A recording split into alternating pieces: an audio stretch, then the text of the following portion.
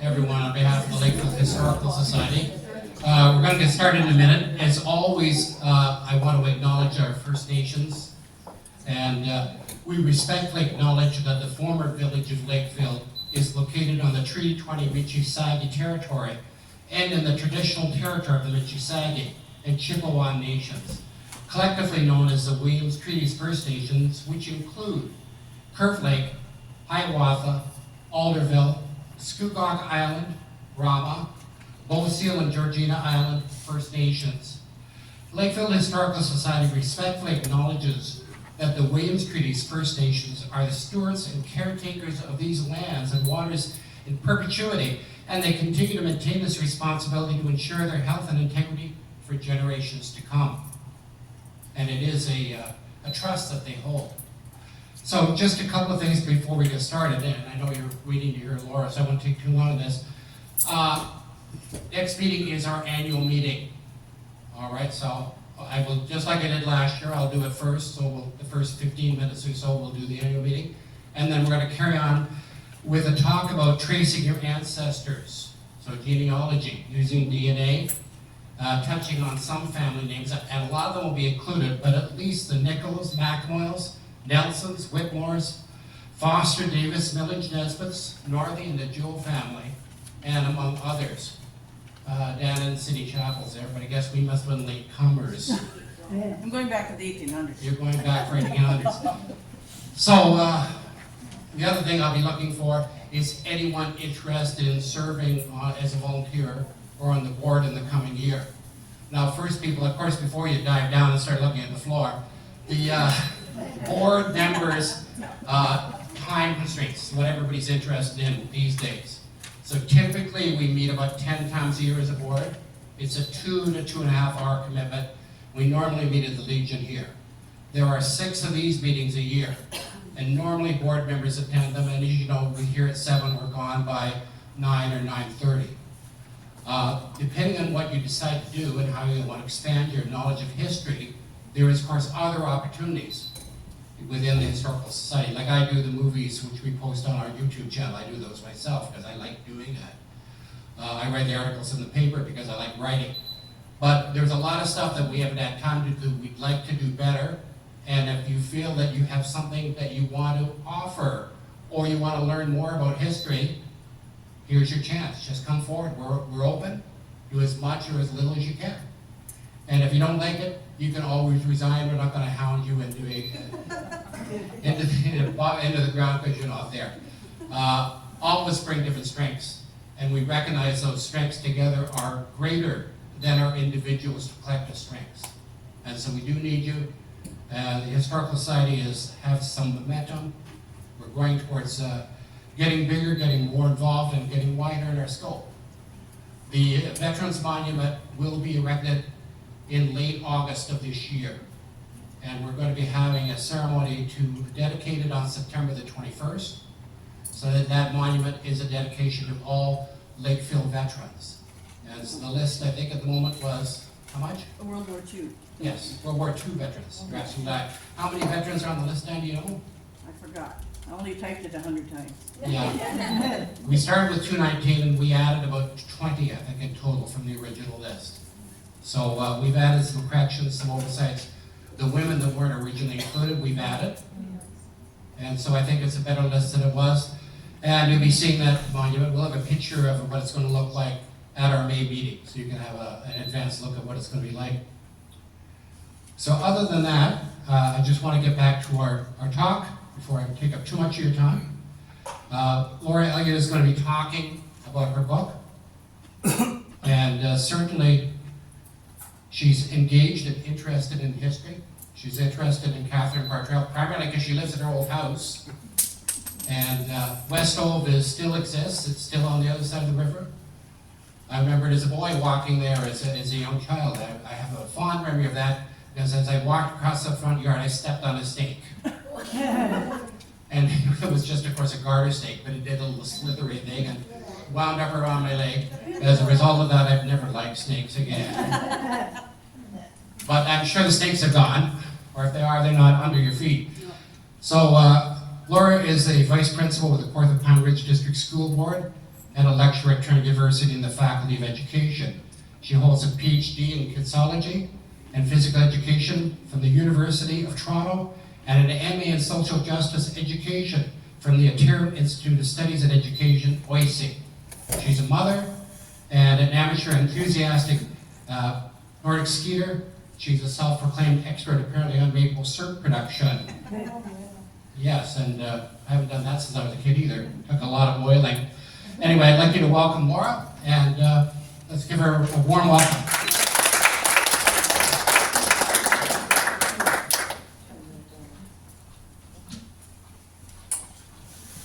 I was going to sit in the chair, and then I had a whole bunch of things, and I decided to move back.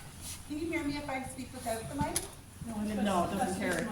Mike, got it.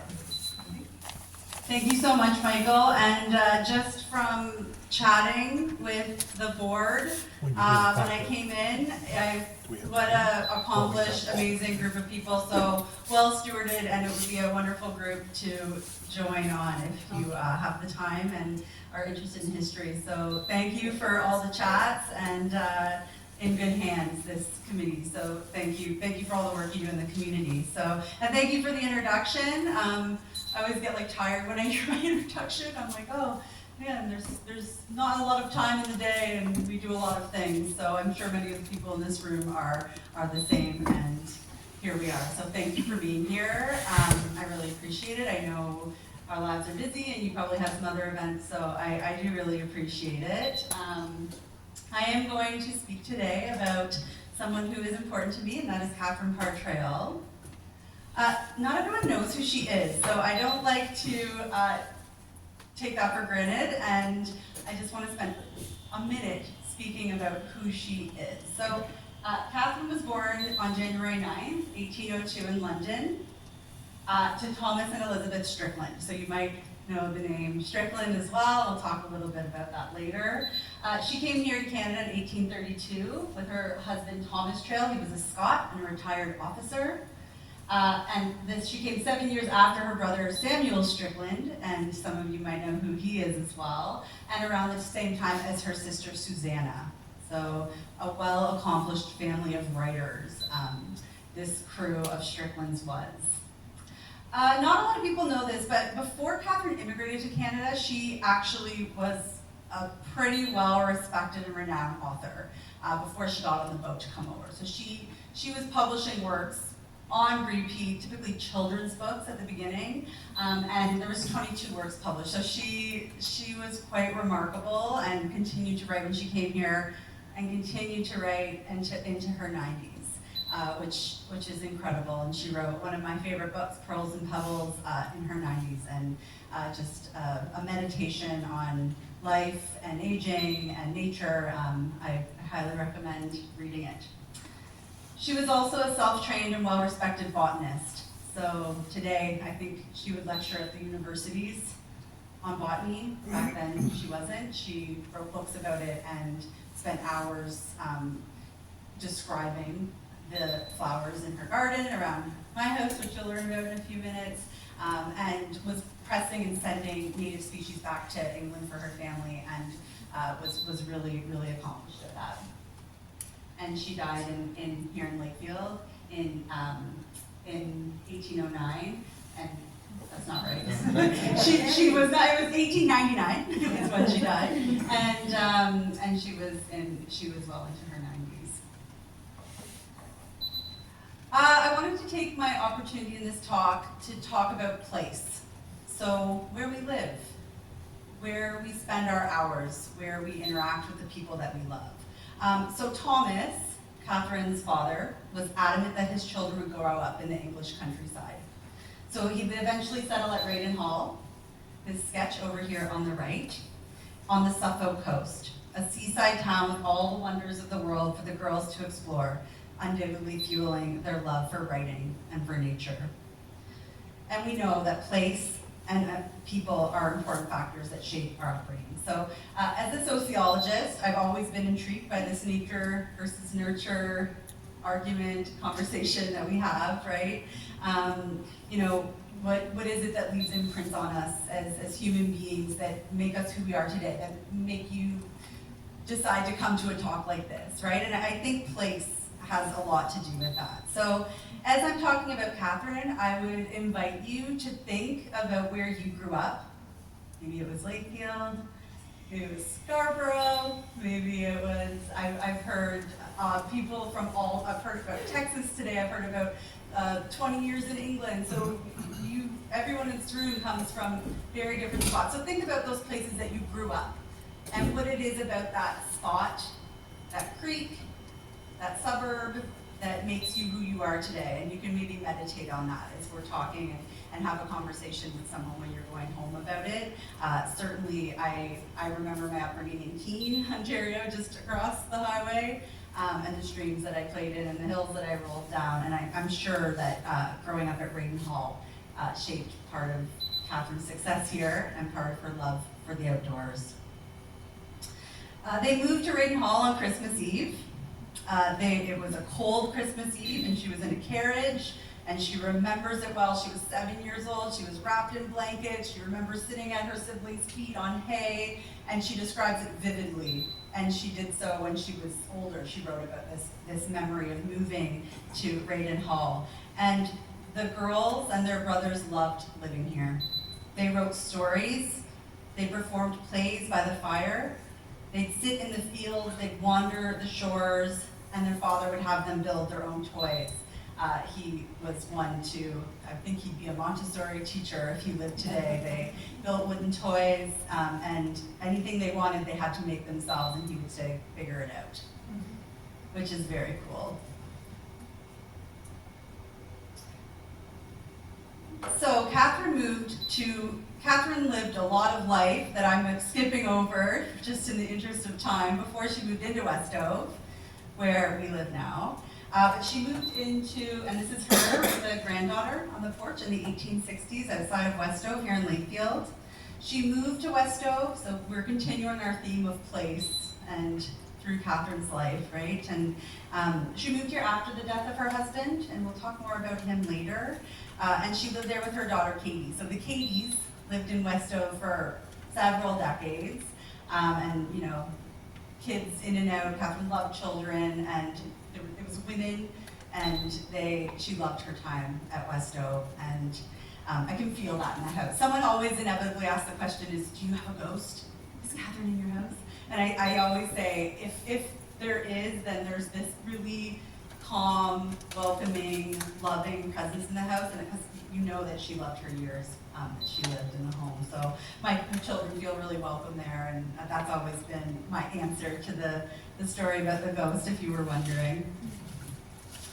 She wrote some of her best work here as well. So as I mentioned earlier, my favorite being Pearls and Pebbles. So I have a second edition copy at the back there that my husband bought for me after I published the book. You're welcome to peruse it. It's covered in plastic, and you can pick it up and look through it. It's a beautiful book, and it inspired the cover of my book as well. And it's a meditation on nature around her tales and advice from a life well lived, published in 1894 when she was 92 years old. Pretty remarkable. Fast forward many years. And this is my connection to Catherine, and this is why I write about Catherine. So if you kind of do the math here, March 2020 brings to mind probably not the happiest, most wonderful time in human history. We moved into Westove in November of 2019, so 4 months later, we went into isolation. The global pandemic was upon us, and we were scared. And we watched the events unfold, and we had a really young family. And we were two working parents, and I think most of you in this room have a visceral reaction when we think about that moment in history, because it was a scary one. And I couldn't say I was thriving at that time. I would say I was surviving at that time. And I turned to Catherine's writing in the evenings to ease tensions from the days of work from home, homeschooling, digesting the news, and we felt lucky that we were able to work from home. A lot of people went and worked on the front line, so we knew we were fortunate, but it was still hard, and it felt very heavy, and we thought a lot about the people who weren't able to be home or weren't able to live in nature, so it was just a lot to consolidate. This was also around the same time that the news of the residential school of Graves was released. So Indigenous communities had always known they were there, right? This wasn't like actually news. This was just news to big media outlets. So this was known, but it came into the mainstream media that there were many graves of Indigenous children found around residential schools all over Canada. So while I was writing this book, I was also realizing that I couldn't just write about Catherine, because her history in Canada was so short compared to the Indigenous folk who lived in Lakefield and all around before her, thousands of years before her on Turtle Island. And they actually worked to keep her alive, right? They were the ones who showed her to wear moccasins when it was winter. And they were the ones who showed her all the life hacks to live, you know, in Canada in the winter and to survive, right? And they were her friends. So I write a chapter in the book about Indigenous well-being to honor that, and I only write from elders I've spoken with and Indigenous authors and scholars, so that chapter is for them. And I hope I just captured their thinking about this very complex part of our history, and a little bit dark, but also something we can celebrate because they lived on this land and we stewarded it for thousands of years in really special ways. And this is my family. It's not like these are my husband and my two little girls, and this is the moment in time when we found ourselves in the pandemic. So at the time I worked at Lakefield College School, and they came around and did a photo expose on all the families that were staying home. It was brilliant, and they came to our house and took photos of, you know, you're like, there's the work from home mom, and I'm sure we weren't smiling this much all the time, like we were totally putting on a nice face, but we were fighting a lot too. This is them now, so time and place. Fast forward to September of this year. We were just talking earlier about how the pandemic kind of put us into a time warp. It was like the years from 2019 to 2024 seemed like 2 years maybe, instead of the amount of time that's passed. So anyway, the girls, they grow fast, and here's where we are now outside of Westove.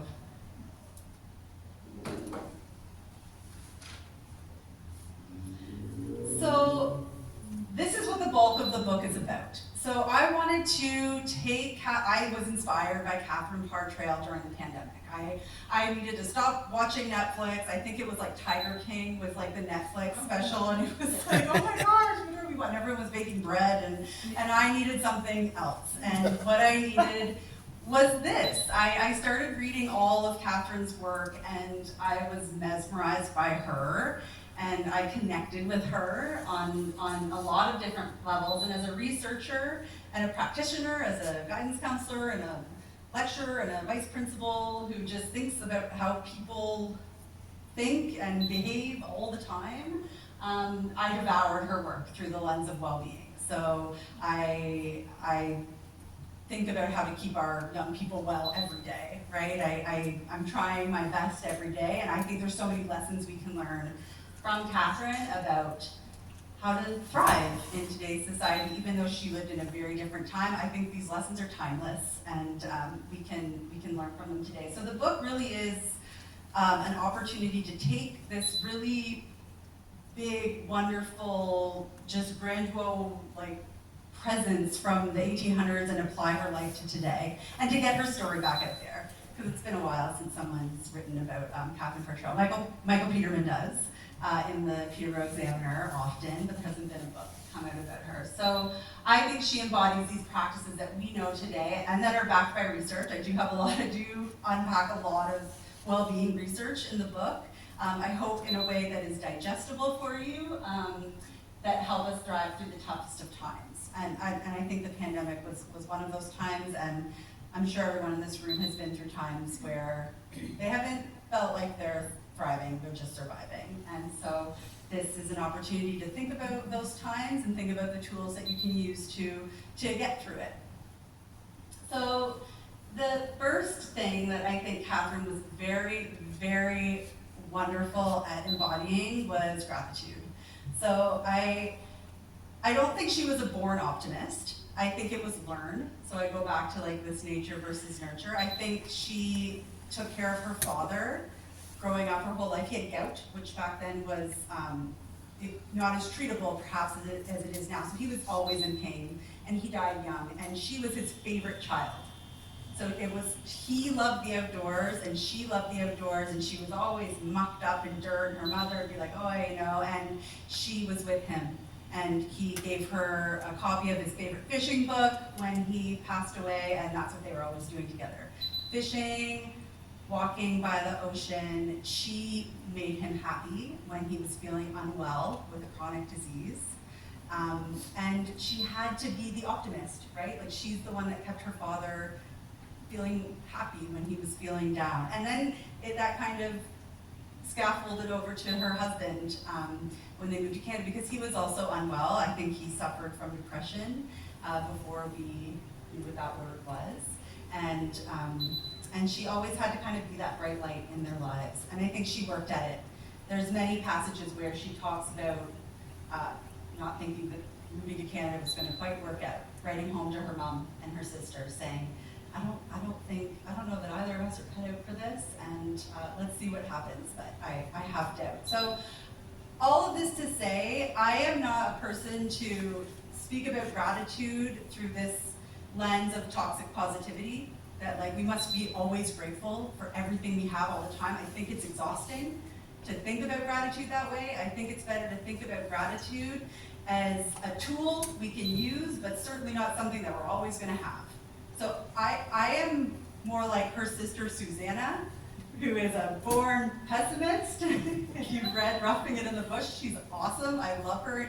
Probably connect with her more and her writing more than Catherine's, because I have to work at it to find that. Like, after a long day of work, parenting, I have to like think about the things I'm grateful for sometimes, and it doesn't come easily to me. So by no means should you think I embody all of the wonderful traits that Catherine had. I wrote this book because I have to work at them, and I'll be really real about that up front when I have these talks. So that's gratitude. I think the other really important part of Catherine's life that we can learn from is her commitment to relationships and connection. And this is something, I'm reading a book right now called The Anxious Generation. So it's about how our youth are disconnecting from each other and going into their online world. So it's called the phone-based childhood. And I wanted to add this to my talk just now in my head as I thought about it, but I think I will from here on out, about how we are retreating from community. So when I was speaking to the Lakefield historical group today, I thought, wow, like, you've got it right.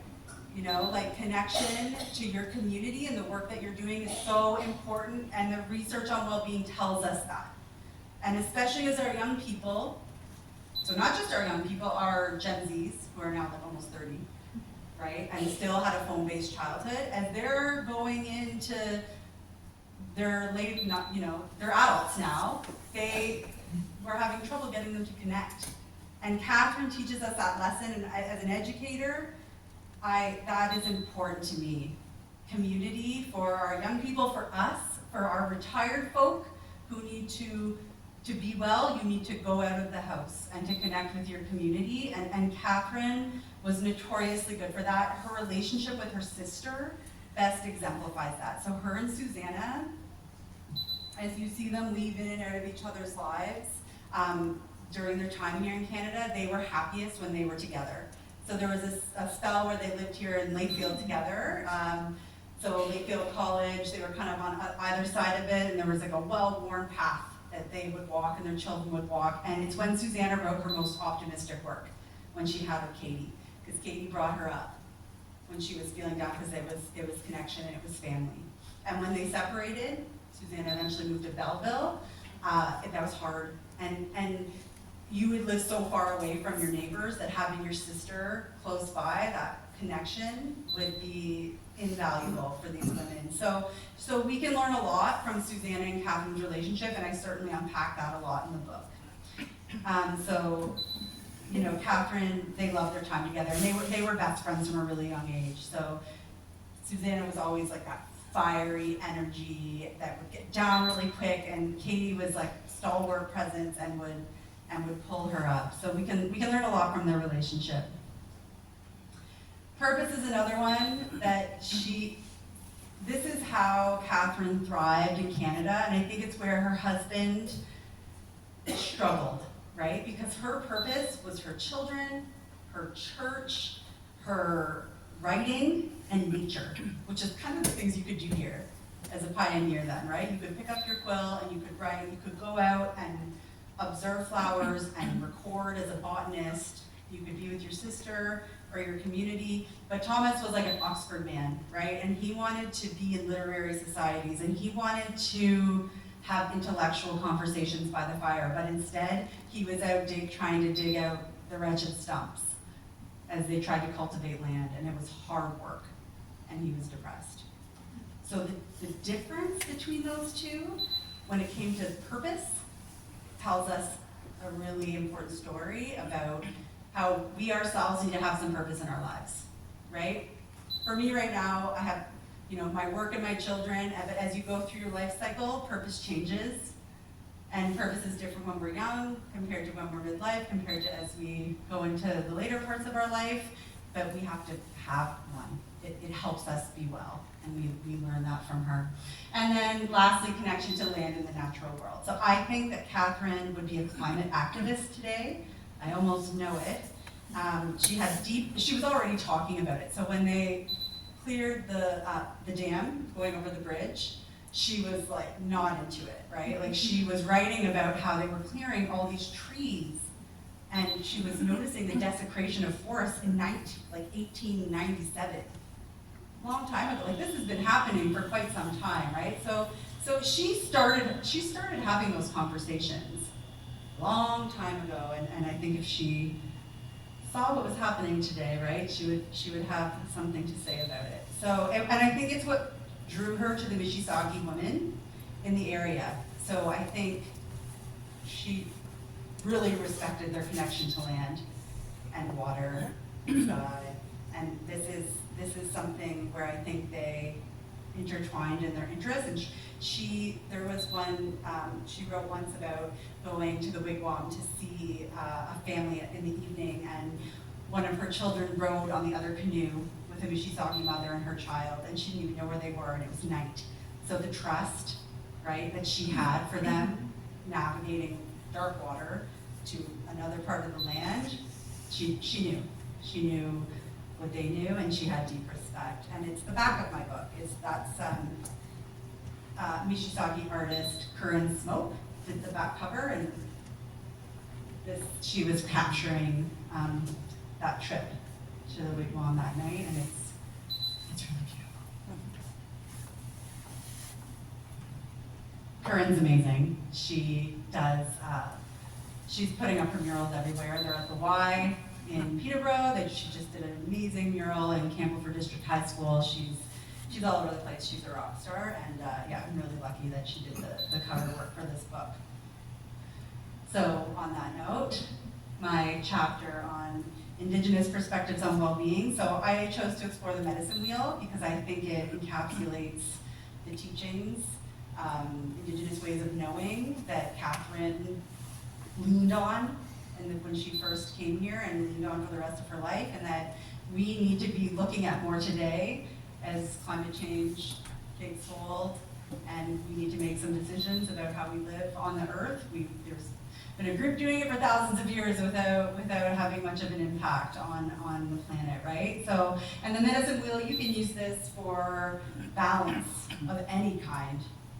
Balance with earth, balance with well-being, balance in the classroom. You could really, most elders or community members will say, like, you can really modify the medicine wheel to be what you need it to be in a teachable moment, which is pretty amazing. And it's that balance between mind, body, spirit, but also the earth, which I leaned on a little bit more in this book. So we do have so much to learn from Indigenous well-being, and I lean on Maurice Switzer, who is a leader in his community and Indigenous, and he said we need to not just talk about the hardships of Indigenous folk. We need to talk about that, but we also need to celebrate the excellence of Indigenous folk and their accomplishments, right? It was about that. Like, what can we learn about Indigenous well-being from the elders I spoke with and the articles and the books that I read, and I hope you enjoy it, because we need to celebrate. as well. And celebrate Corin, because this is beautiful artwork. She's got the house in the background, and I mean, you can see the Mississauga mother and father with her child, and then the other family in the canoe, and I just think it's beautiful. So yes, thank you for listening to me. I spoke for a little longer than I thought I would, so I will, if you have any questions, I would be happy to answer. Yes? I have a question. You did research for this book. What was the most amazing thing that you encountered about Catherine Parr Traill? Oh, that's a really, really great question. I think it's that she wrote Pearls and Pebbles when she was 94. Wow. Because that book is, if you, I encourage you to read it, it is so descriptive. And she also did some writing that her granddaughter helped her write at the time. And she could recall moments from her past in ways that, just the sharpness that remained with her into her 90s. And like, you know, I think living to your 90s was a little bit different then. Like, they don't have modern medicine in the way that we do now. So I find that to be the most amazing. I find that to be like her purpose stuck with her until the day she died. And I think that's amazing. Like, she did not give up. Like, there are stories about her writing to editors who didn't accept her story in England and giving them like crap for it. Like, how would they not like accept that story when she was 94 years old? I think that's remarkable. I think that's a symptom of how having purpose for your whole life keeps you well and your brain well as you age. Yeah, that's a question. Where did the names of the houses come from, and what's the significance there? Westove was the name Which of, is where? Westove is over here, What street? Smith Street, yes. I know, but this further. Oh, yes, it's on Smith Street. It is near LDPS, near the elementary school where the McDonald's is, and that subdivision just across. And the original Westove was Catherine's husband's family's estate in Scotland. So that was the original What's their Westove. name, you mean? Yeah, so Thomas Traill, her husband, his family's estate in Scotland was the Westove number 1. Okay. Yeah. That's where it came Yeah, from. Okay. Yeah. And the other? which one? Braden. Oh, Braden Hall. I don't know. I do not know. I do not know how Braden Hall was named. I would have to find that out. Yeah, I only traced back to her living there, but didn't do any history of Braden Hall. But it's a very cool spot. Yeah. Anybody here know? Well, we have Braden Manor and everything. Yeah, actually, Maureen, I do know. Strickland. Yeah, which would have, oh yeah, so Braden Manor here would have been named after Braden Hall from there because that was the Strickland house. Yeah. Yeah. Way back when. Yeah. Raiden Hall was just a name when they Strickland's bought it. Right. So they didn't name it. Oh, But when they came here, they built a log cabin and they called it Raiden Manor. yeah. It burned down, they built another log cabin, they called it Raiden Manor. They did it 3 times. Then the 4th house they named the Homestead, which was sort of at Stewart Drive. It burned down, Yeah. and then they built what we call Raiden Manor today. Yeah. But everything was Raiden Manor, remembering that one time they were wealthy. I think they were trying to sort of harken back to that. Absolutely, thank you. Yeah, no, thank you. And a lot of house fires back then. A lot of house fires. There's a story of Susanna taking babies out of a burning house in the middle of the night and putting them in drawers to keep them from freezing to death. So little babies in drawers, wrapped up, close it. And Catherine also, and they survived. And Catherine also had a house fire when she lived over near Rice Lake, and that's when they were living in poverty. So Catherine Parr Traill and her husband were living in poverty for some time when they were over here, and they lost a house in a fire, and it was devastating because they were living in abject poverty at that time. Sisters were sending over garments for them, and Thomas Traill was at the end of his life and in the throes of most likely depression, and they had no money. So I think it's a myth. I think it's a misconception that they came over and were wealthy when they came here and had wealth throughout their time. That's not true. Yeah. Any other questions? Yeah. Little different pathway here. The house Westove that you live in. I recognize, I'm not obviously from Lakefield. I listen to Mike all the time about the history. And I know that many people have lived in your home, obviously, many decades, etc.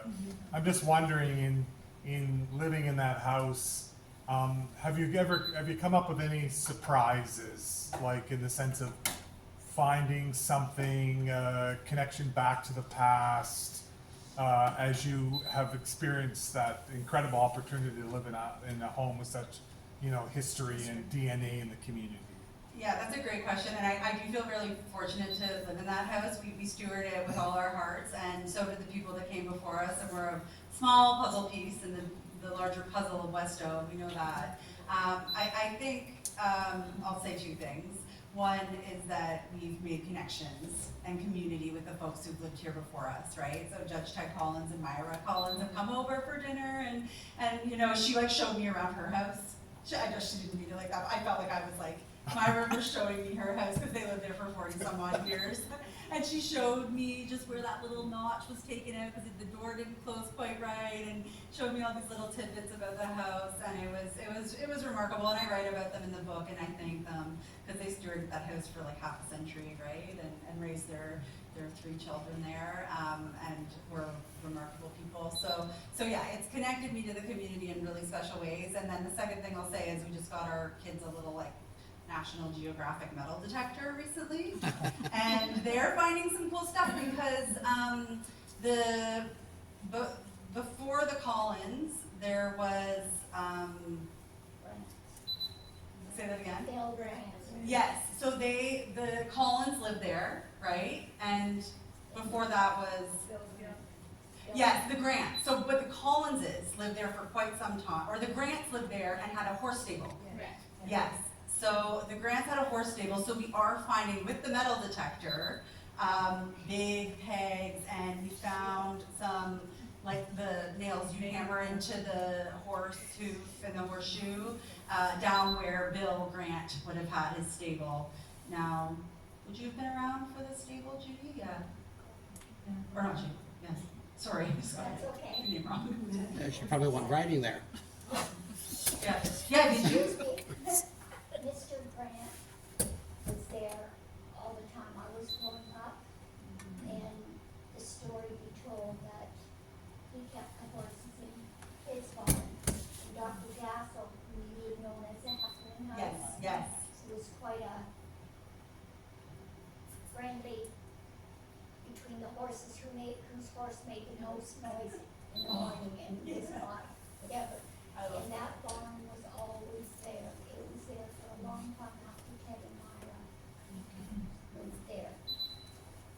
Yeah, so that we have pictures of that barn, and we knew there were horses there. And then with the metal detector, we are finding really cool little trinkets, and we found an old can opener, very old, that wouldn't have been at the barn. But yeah, so anyway, there are treasures that we find, and at the end of the talk, there is a book that the Collins kept, and I don't know if the Grants contributed to it. I think it was mostly the Collins didn't, or the Collins kept it, the Grants didn't.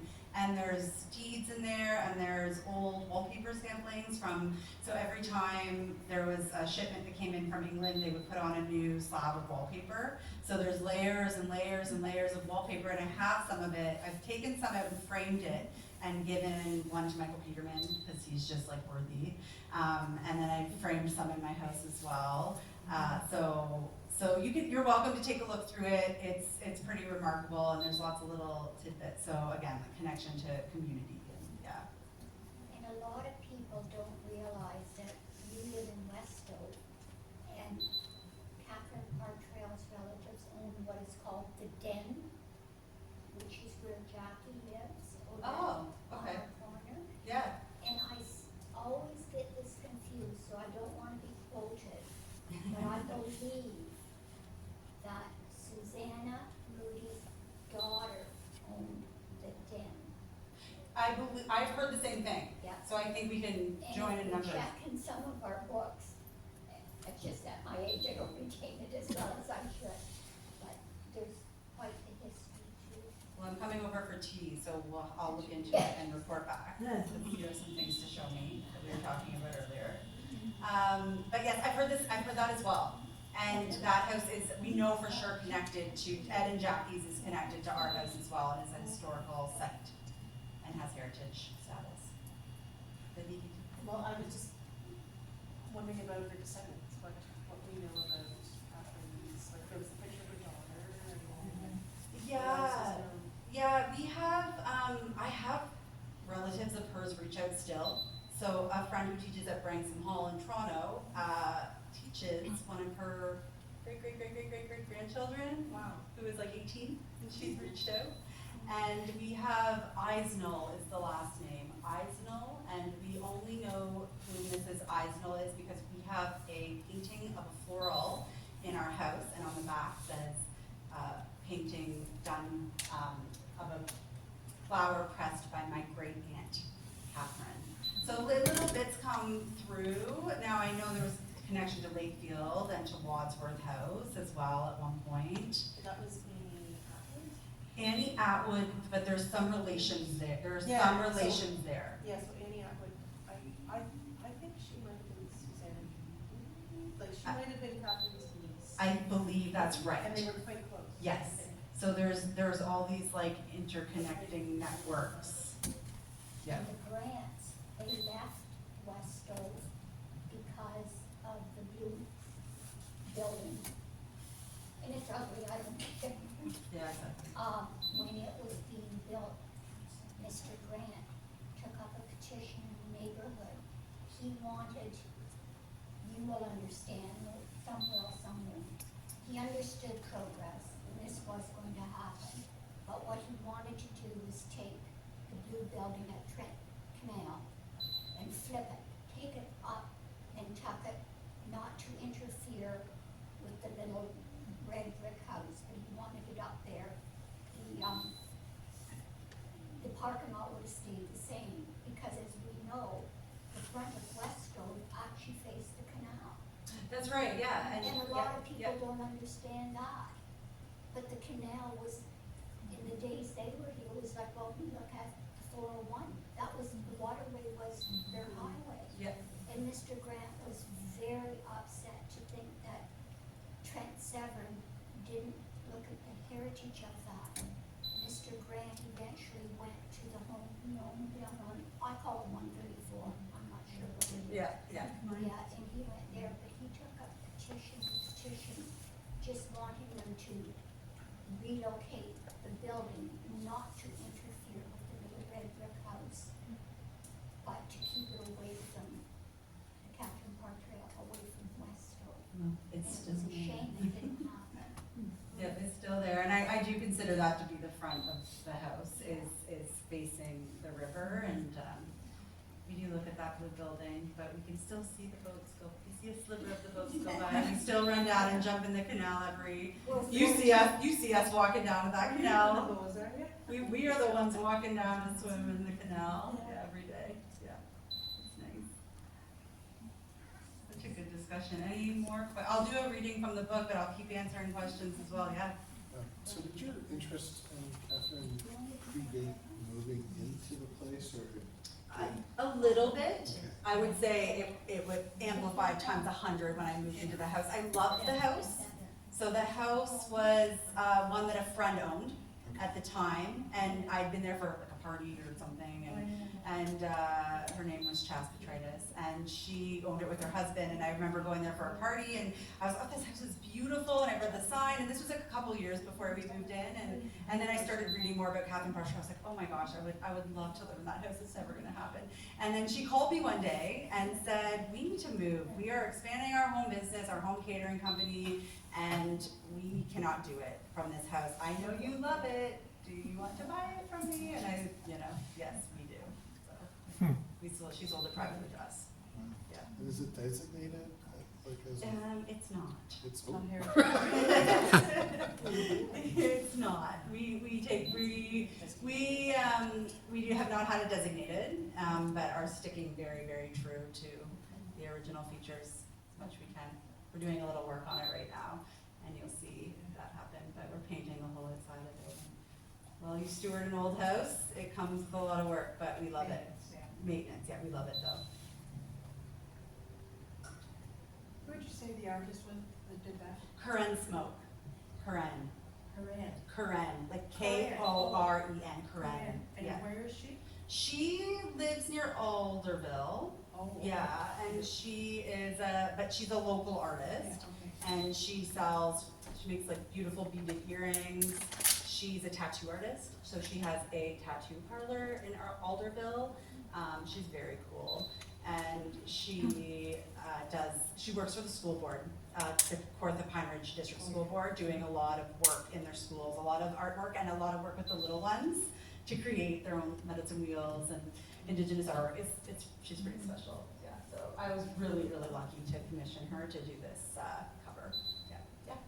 Speaking of botany, you have gardens there undoubtedly, I do. and you have any of the flowers that might descendants of the flowers? That's a that you great might question. I do. come over? There is some old tulips that are in my English garden that my neighbor, who is a master gardener, has told me date back to the time. Now, what Myra Collins told me was that a lot of her original garden was dug up and transported to other parts of the village, but the tulips that are in my English garden are a very, very, very old variety that stuck around, but that's it. That's what Myra says, and we believe her, so, yeah. Yeah. I loved hearing the practices and the pathways to well-being that you identified for Catherine. You talked about certainly Thomas's struggles. What would you say through your research were the biggest challenges and struggles that Catherine faced? I think being a caregiver, I think Catherine we know that Catherine held her family together. So like, this is like where I come from with the gratitude piece, is I'm like, she teaches us about the complexities of gratitude, because we have to stop sugarcoating gratitude. Like, we're always, like the toxic positivity piece that I'm sure you talk about at Lakefield, right? Like, can't tell kids they have to be happy all the time, because then they feel sad and they think something's wrong with them, right? But you're allowed to feel sad, and you're allowed to feel the range of all your emotions, and that's very normal, and that's being human. And I think she felt those range of emotions, and I think she had to put on the brave face and experience the gratitude of these little things in her life, because she was the one who kept her family together. So she was, like, pregnancy then was a continuous decade-long struggle, or longer, of postpartum and pregnancy, and they didn't have, like, there was no name for postpartum depression then. So she would have had to pick that all up to care for Thomas and to care for the kids, and she had to find the gratitude, right, to get through. And I think that would have been her blessing and her struggle at the same time. I think it would have been work, and I think it's a reminder to us that being well is work. Like, most people, like, that's what I'm saying, like, I don't relate to her, like, the nature of me. I don't know about anyone else in the room. Like, perhaps you're a born optimist, which is wonderful, you have to work at it a little less, but for me, like, during the pandemic, like, I was like, this sucks, nothing's good about this. I guess it's nice to be with my kids, but I am, like, struggling. And that's where I, like, started connecting with the work. I'm like, she's so optimistic. But then as I dug deeper into her gratitude, I was like, this is way more complex than we would have thought about Catherine before, without putting a 2020 like sociologist kind of lens on it. So, yeah, hope that makes sense. When did she die from? I know she, like, old age, yeah, like, I think she had, so Catherine had a peaceful death, is what I've gathered. Like, in her sleep, peacefully, Susanna not.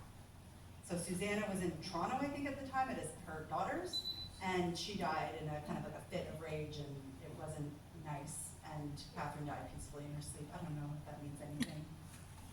But that's how it went down, yeah. Any other questions? Yeah. Suzanne, there's an account of Catherine going to visit her sister on Stony Lake. Yes, yes. Do you know where that property was located? Yes, I do, and now my brain it's the time of day when my brain gets really tired, and I forget names and islands. I believe it was called, they did have an island cottage, and she did take the ferry up to get it, and if you've been up to Stony Lake, you've seen the big pegs Yeah. in the granite stone that are still there from when the ferry went up, but it's gonna drive me nuts, and I'll remember before I leave tonight, I'll tell you. But we have a boat, and we keep it on Stony Lake, and we took out the map and went by the island. Okay, so you've been there. Yeah, we've been there, and then the person someone's found out I wrote the book, who lives on the island. Was like, would you like to come to the island? And no, it's not Juniper. It's right across from Juniper, though. It's a little. Horseshoe Ferry, So it's gotta be down. It's an indigenous name. Fraser? Oh, I'll remember when you're all gone. It's beautiful, and I see where the original structure used to be, and I hope to go there this summer, kind of put foot on the land. I guess she spent time on Stony Lake. It wasn't her cottage, I believe it was her daughter's cottage. And as she was getting older, she would go up and spend her summers on Stony Lake. wow. And she thought it was like a grand piece of land, and like complimented her daughter on buying such a wonderful spot for her to summer. We were cottaging on Stony back then. Any other questions? Wonderful questions. I think the most robust set of questions I've had yet in the talk, so thank you. That was wonderful. Okay. Do you want me to do a short reading? Absolutely. So I choose this reading a lot. It's not long, but it's an example of the research I did on well-being and a little tidbit that you could use, and then a description that I love. I'm gonna grab water before I do it though. Hold on.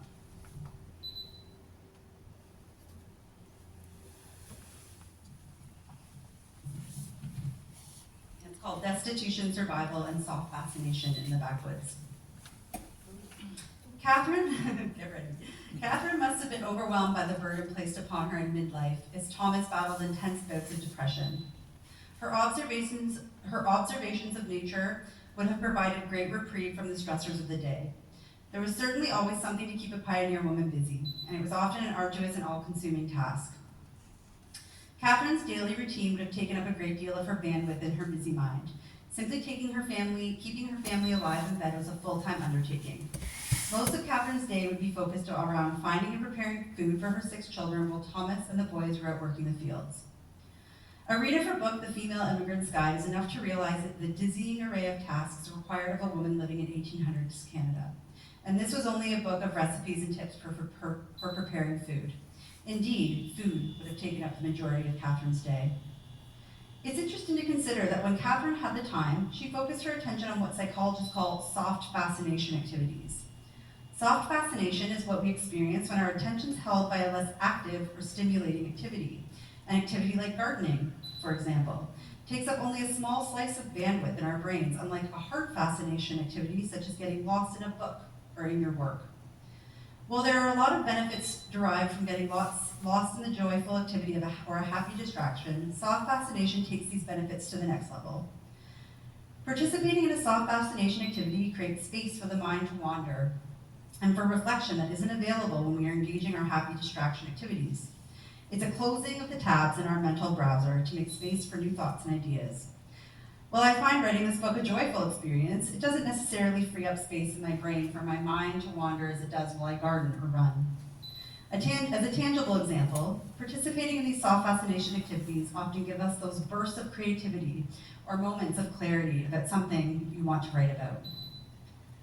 These moments that materialize during soft fascination activities are studied within the larger field of psychology. In a research article published in 2018, University of Michigan psychologist and soft fascination researcher Vic Basu notes that those activities that don't swamp the mind allow restoration because a softly fascinating environment allows for reflection. And that's when the problem-solving part of our brains can really get to work. It's in this environment that sought-for but elusive solutions for issues or problems snap into focus, and we have that aha moment that represents an epiphany. That moment of clarity did not happen by chance. It happened because of the soft fascination activity you were participating in at the time. Where Susanna Mooney would spend her free time she had ruminating on her horrid neighbors and awful experiences in the backwoods, Parr Traill would take to documenting plant species and gardening, two activities ripe with opportunity to embark on soft fascination activities. Catherine meticulously documented her time spent outdoors and the moments of clarity provided on her walks while she gardened.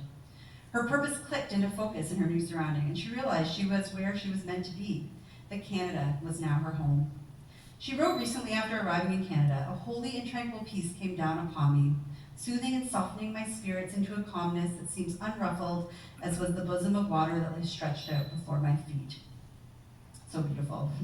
In Pearls and Pebbles, Catherine's observations of spring in the Canadian forest provides another beautiful example of her commitment to soft fascination and to savoring. And she says, "Our spring is unusually late this year. The leaves are not unfolded. I lie upon the couch on the veranda, basking in the delicious warmth of the sun's rays as they meet through me in their half-closed branches of the maple and beech tree in the grove beyond my garden. I recall last year at this same date when all the trees were in leaf and the plum and apple trees in full bloom. We were 3 weeks later this year. Well, it's folly to complain of the vicissitudes of the season. Let us take the blessings as they come to us and be thankful.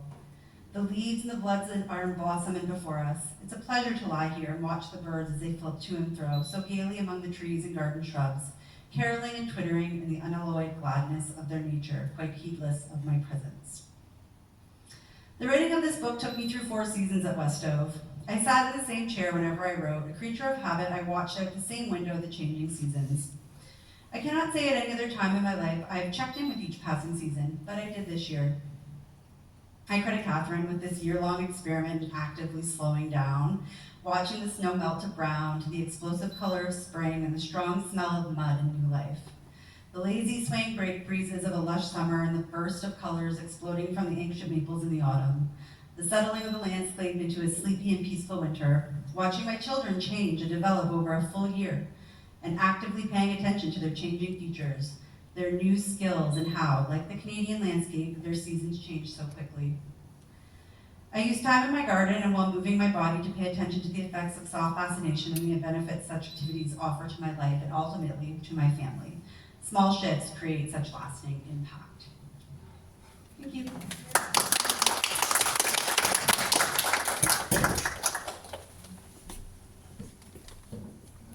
Well, thank you very much, Laura, for tonight. And I know that one of the things that we've been able to recognize is that we often talk about the study of history, but actually this is the study of the wisdom that history lends us. So it'd be intertwined not only your incredible opportunity to be able to live in such a great place, but also being able to take the wisdom of the owner and author and being able to translate it into today. I think that's really, we often think that we get better as we get older, but the reality is that we can learn a lot from what has already taken place. So on behalf of the Lakefield Historical Association, I'd like to present you with a small token of our appreciation.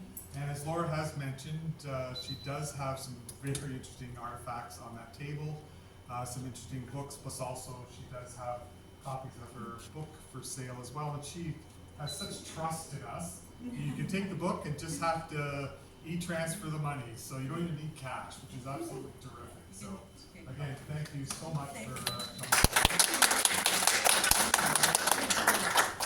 We also have the 50-50 draw that I would like to be able to do, and maybe we can, Laura, since you're probably the most impartial individual in the room. Absolutely. And since, okay, go ahead, okay, since you're, very positive, I know I'm a very positive person, and I'm positive you're not gonna pick my nose. All right, okay. All right. You want to read it? Go ahead. 6703027. I'm done. Yay! 6703027. Yes. Yep. Yep, here you go. And just as we bear fond farewell, just a reminder, May 30th is our next session that we'll be running on genealogy. Okay, who do you think you are? And if you're not sure, Mike will tell you who you are. He's told me lots of stories about you already. And I've seen you drive down Main Street, Have so you? yeah, I would suggest stay off the phone and keep straight. No, not to Main Street. So thank you very much for coming out tonight, and we look forward to seeing you at our AGM and our next meeting on the 30th. And again, as Mike said, if you do have an interest in being able to continue this, I'm new to the community and fascinated by the history that exists here, and Mike's teaching me a great deal. If you are interested in being able to help serve in any capacity, and I know many people have served for a lot of years, and I think the most fascinating things about these talks are certainly the speaker, but also the interaction. I learned so much from people sharing their stories and etc. So again, thank you very much for coming out tonight. So even to the young guys. So.